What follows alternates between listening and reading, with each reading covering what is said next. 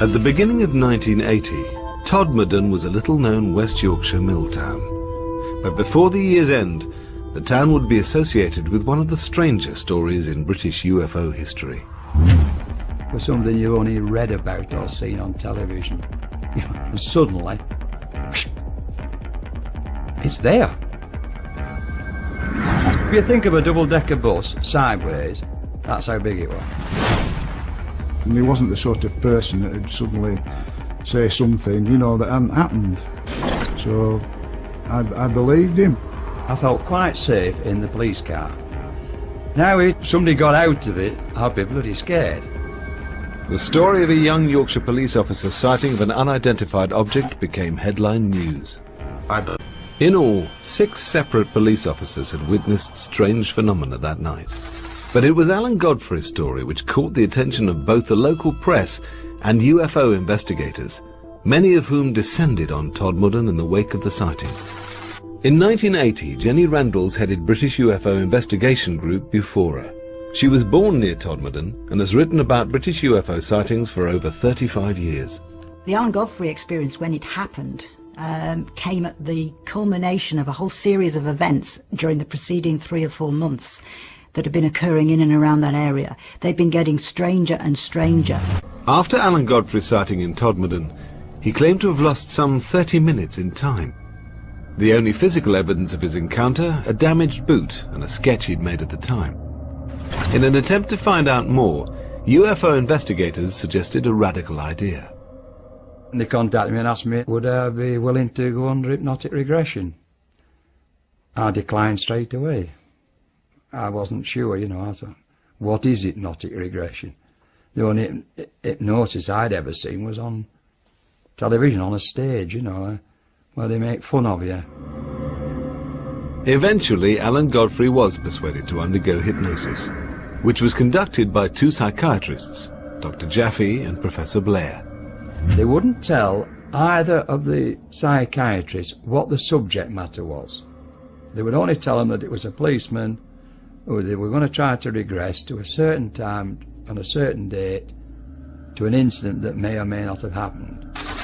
Mike Sachs, whose interest in UFOs had been sparked by his own experiences the previous year, was present at the sessions. The atmosphere in the room was absolutely electric as Alan is relating this series of events. All of a sudden, and under hypnosis, he goes and covers his eyes. Then somehow he's floating and he's taken into this room. I have no recollection whatsoever what went on during that hypnotic regression. Under hypnosis, Alan Godfrey's claims grew more bizarre. Not only had he witnessed a UFO, he had also come into contact with alien beings. In UFO terminology, he had been abducted. The investigators also discovered a connection to another unsolved local mystery, one they believed could have extraterrestrial origins.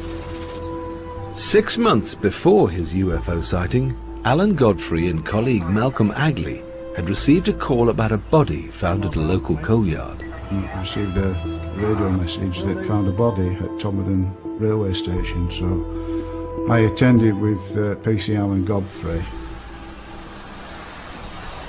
Well, someone instinctively tells you there's something not right. You know, you come across dead bodies all the time, it sounds like, but you do. And he was lying on his back, just staring up into the sky. There's no disturbance of the call, you know, to say how he got there. You just can't explain it at all. And it was being treated as a crime scene. I think everybody at that stage thought it was a crime. That's how obvious it was. Why would a man climb a stack of coal, lie down on his back on top and die? The body was that of a Polish émigré named Zygmunt Adamski, a former miner who'd moved to the UK after the Second World War and had settled in Wakefield, 20 miles from where he was found. To me, I don't think he'd died there. I think he'd been put there. It looked to me as if he had anyway. The evidence was inconclusive. You'd expect if somebody had been lying on the belly or had climbed up the coal, it'd be covered in coal dust. It'd been raining, it'd stick to him like glue. There was no visual coal on him, on the front of him, anywhere, either on his face or anything. And he had these black marks that transpired to be burn marks round the back of the head, and there was one at the nape of the neck here, like an open wound, like a blistering wound, and it had had an ointment applied to it. We just thought it was strange, you know, that he had these injuries and this sort of green ointment, which looked nothing I've seen before at all, you know. It just seemed strange and a bit unnatural, really. Zygmunt Adamski had gone missing after a shopping trip. There was no suggestion that he'd planned to disappear, and he was known as a loving family man with no obvious enemies. The autopsy confirmed that Adamski had died of a heart attack. Coroner James Turnbull was mystified, not least by the strange substance found on Adamski's burns.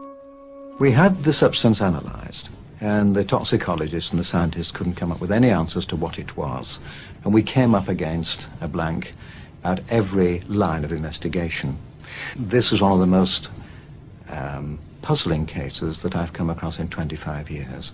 If somebody proved to me that UFOs exist and that there was one around there at that time, and that in some way we could associate it with this case, then perhaps I might say I'd only raise half an eyebrow. Whatever the truth behind Adamski's death, which remains unsolved, Alan Godfrey's association with it was to turn him into a UFO celebrity.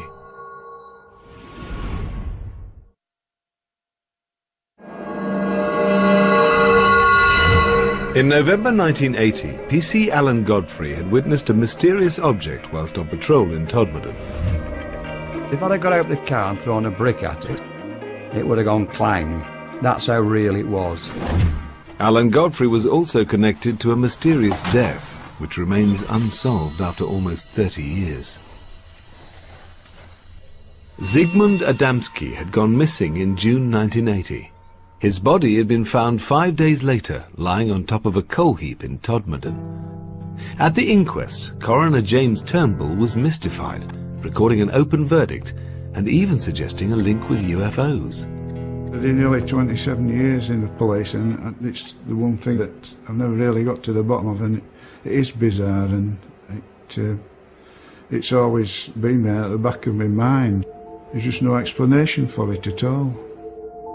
Nobody has ever been charged in relation to the death of Zygmunt Adamski, and the strange ointment which covered his burns has never been identified. To this day, we don't know whether or not there actually is any connection with the Adamski death. The case is still unsolved. They've never found out how his body got onto the top of that coal heap. Some UFO researchers looked at all the pieces of the puzzle. You know, the fact that it was put on a coal tip, and how did he get there? It's mysterious. And they just jumped to the most massive of conclusions, that, you know, the only explanation must be that he's been abducted by aliens and something's gone wrong. The Adamski story was picked up by Sunday Mirror journalist John Sheard. Although more used to covering Northern Ireland and the trial of the Yorkshire Ripper, he recognised the opportunity for an exclusive. I sat down and tried to write it as straight as I could. I didn't want it to sound over-sensational, because it was already a very sensational story. What I didn't know was that when it hit the streets that Sunday, as the front page lead, was the incredible reaction that would happen. I'm talking about literally thousands of letters, hundreds of phone calls. I began to realise that this was a story that, even though I was still a bit iffy about it, had gripped millions of people throughout the world. John Sheard soon discovered PC Alan Godfrey's involvement with the Adamski case, and the later claims made under hypnosis that he'd been the subject of an alien abduction. And suddenly, it's there. If you think of a double-decker bus sideways, that's how big it was. And he wasn't the sort of person that would suddenly say something, you know, that hadn't happened. So I believed him. I felt quite safe in the police car. Now if somebody got out.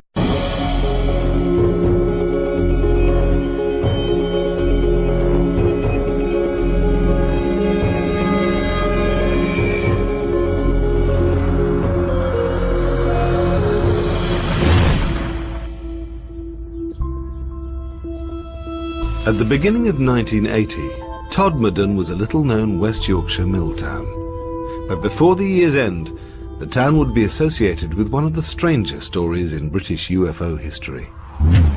For something you only read about or seen on television.